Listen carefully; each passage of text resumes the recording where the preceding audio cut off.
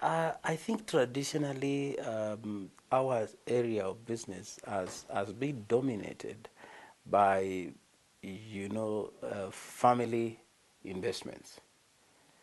Most of the insurance companies are either owned by some family holding investment, and for that reason, I think we've not been able to create critical mass. But lately, we've seen a lot of interest in multinationals investing in the insurance business. So that is going to bring necessary scale in terms of investing, plowing capital in market development for the insurance business. Like we said elsewhere, insurance companies own the banks in developed jurisdictions, and the influx from the big brands, Old Mutual, the Sunbums, it's a pity AIG seems to be pulling out. But we expect that influx from the big brands to bring necessary investment in the infrastructure and scale, necessary critical mass for developing the insurance business. More so the life side, because that's where the potential is. But having said that, the industry will need to really invest in trust. The public need to trust insurance as a business like they do trust banks. And that's why we really have to invest in a little bit of market campaign, especially with the youth, to get them grow knowing that insurance is an investment and a protection at the same time. More so as an investment, because life business is really protecting the future. So it's an investment, it's a security against your future, and that's where we need to invest more capital in.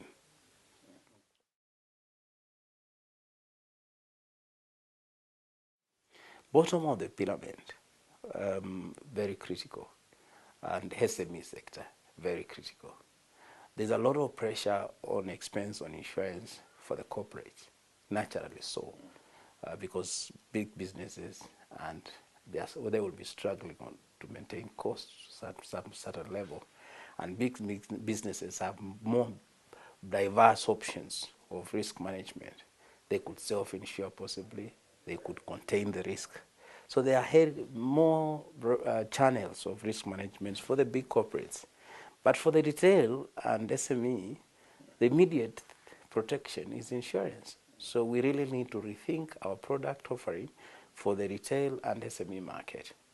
And for that, we need to generate products which respond spontaneously, and more so using technology. But having said that, we have to invest in trust of insurance as a way of protection. And that will only come if we have responsive products.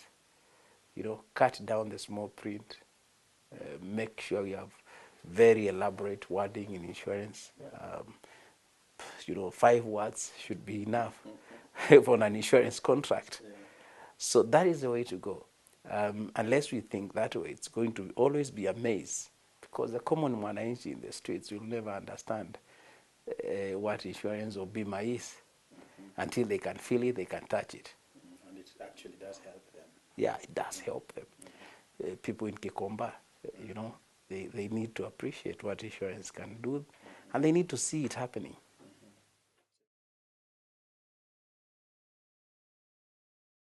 Okay, like we said, I think there was complacency. The insurance market was comfortable, good returns on investment income, less to struggle for, healthier bottom lines. But now we have a wake-up call. So I think it is just the right time that we have to think differently. We are also pushed by technology. We were limited in technology years back. And for us to have simple policies, easier distribution channels, it was very difficult to do on pen and paper. But now with technology, I guess it's going to be very easy, really to deploy microinsurance and more responsive policies.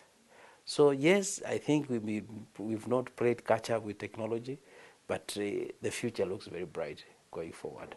And as we speak, most of the insurance players have come up with a small look-alike of what I would call a simplistic insurance contract. And they are more responsive. And the innovation labs across the sector are busy looking for ways to respond to that. So I think it's going to be okay. Yes.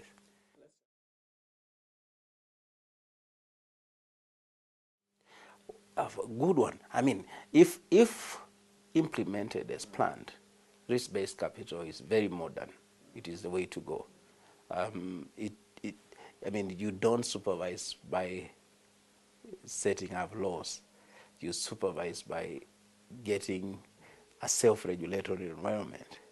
And risk-based capital is basically driving your scale of business based on what you have invested in. So it is the best way to go. We do expect scale now. We do expect investors to put more capital, and more capital means more scale, means that you now have put enough capital to drive the business, to drive what we are talking about, innovation, to invest in skill. So it is a way to go, and I think we must give it to the regulator for pushing that through.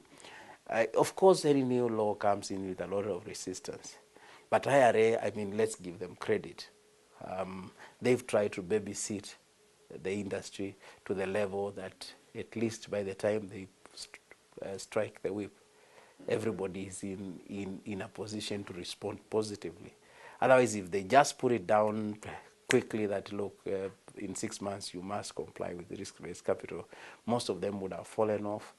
It will have created insecurity in the business, more turmoil with most of the companies collapsing because they were not anywhere near the minimum capital requirements on a risk-based basis.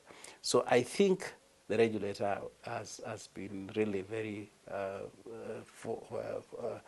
focused on making sure that risk capital works.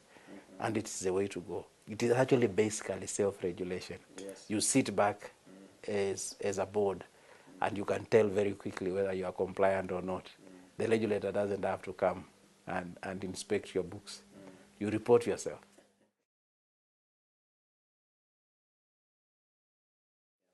Yeah, the motivation to divert capital in any business, in any financial business, I mean, it's not only in Kenya or in Africa, it's all over the world. We see big multinational financial institutions collapsing because of corporate governance. And it is basically stems on how you regulate them. Because now with the risk-based capital, I mean, any CEO will be able to assess every single day. You know whether you are above the water or you are sinking. So I think it is the right thing to do, and I hope that can be, replicated in all the other sectors of the economy. Yeah.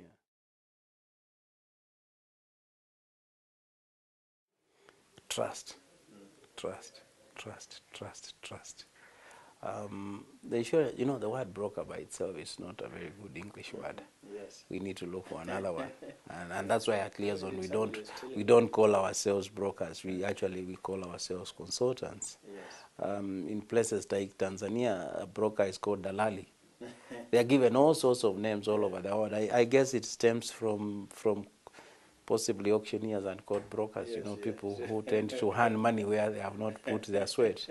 So trust is key. So at Liaison, we've invested in the brand, we've invested in the skill, we've invested in scale as to showcase competence in consulting. So trust is key. But there's also a big challenge where the insurance companies tend to compete with brokers. They also fail to trust the brokers, so they want to snip through and see the clients behind your back. Tenders come where the insurance companies want to influence that it can be tendered directly without using the brokers.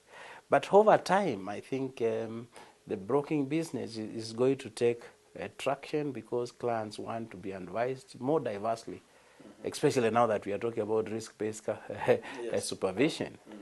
The client needs to know whether they're insuring the company which is capable of responding to claims when they come. So the broking business is going to blossom for those who invest in skill. Yes.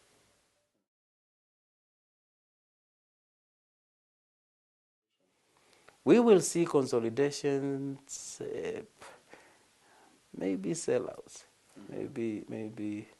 maybe some of the smaller companies will be sold out to big multinationals. Consolidation in the insurance industries will always be a challenge. Because it's not always that 1 + 1 equals to 2. So I really don't think consolidation is going to be the immediate solution. I think what we will see certainly is fallouts and new investors coming in the market space. Yeah.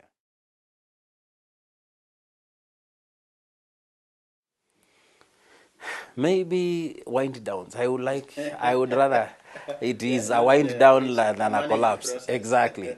I am happy to see a wind down than a collapse.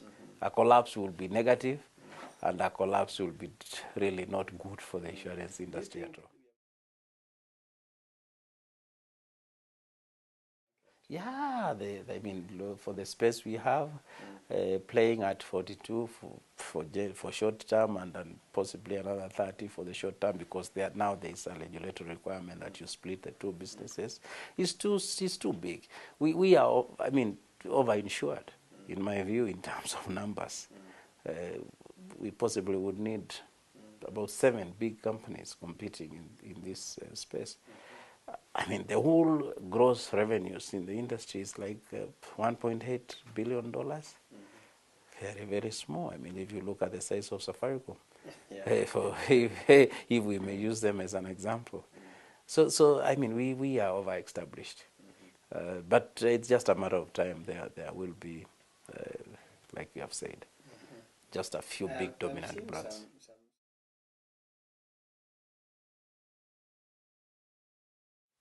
Hey, for us, I mean, that's our vision. We are looking at Africa spread. We've looked at Africa and zoned Africa into 5 key areas.